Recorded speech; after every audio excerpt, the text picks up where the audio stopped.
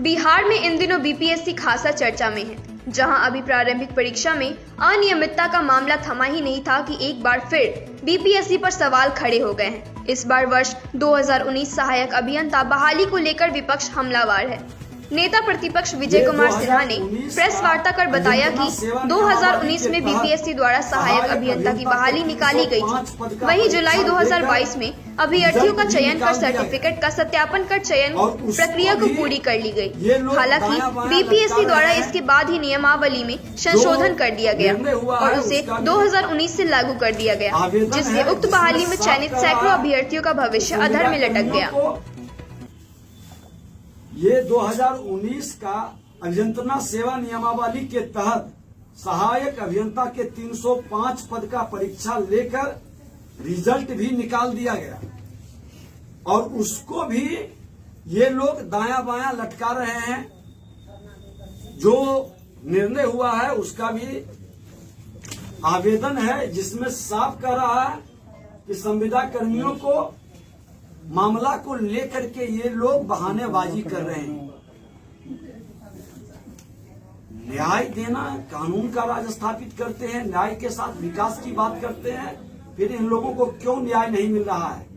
BPSC से इन लोगों की एग्जामिनेशन हुई थी, रिजल्ट निकला है, फिर आपकी मंशा क्यों है? क्या नौकरी के बदले जमीन लिखाने की फिर मंशा है? क्या तालमेल आप यही लिए कर रहे हैं? जो एनडीए सरकार में भारतीय जनता पार्टी उस समय थी तो कम से कम ईमानदारी से नौकरी देने की बात पर जोर देता था। अब इन लोगों का जो निकला हुआ है उसमें क्यों आप दायां बायां कर रहे हैं? जमीन लेकर नौकरी देने की मंशा को सफल नहीं होने देंगे, या भाई भतीजावाद करने का खेल खेलना चाहते हैं, इसलिए पुराने सारे रिजल्ट को रोकना चाहते हैं और सारे लोगों को बरगलाना चाहते हैं।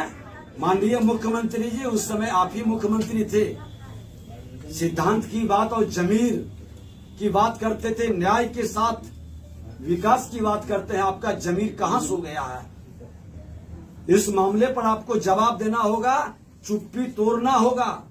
और अगर जो आप इतना कमजोर हो चुके हैं कि जो पूर्व की सरकार का दिया हुआ आश्वासन और बीपीएससी का रिजल्ट और निर्णय को आप लागू नहीं कर रहे हैं, तो कैसे लोग भरोसा करेगा कि आप इन लोगों को 20 लाख लोग को नौकरी देंगे?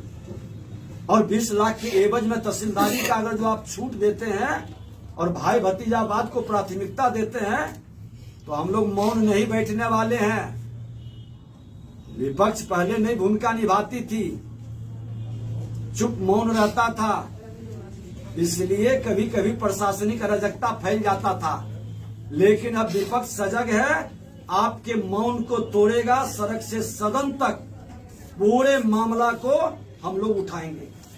सर, एक मामला जहानाबाद की है से आई है। ये जहानाबाद नहीं, हम लोग अपना लेते हैं। संख्या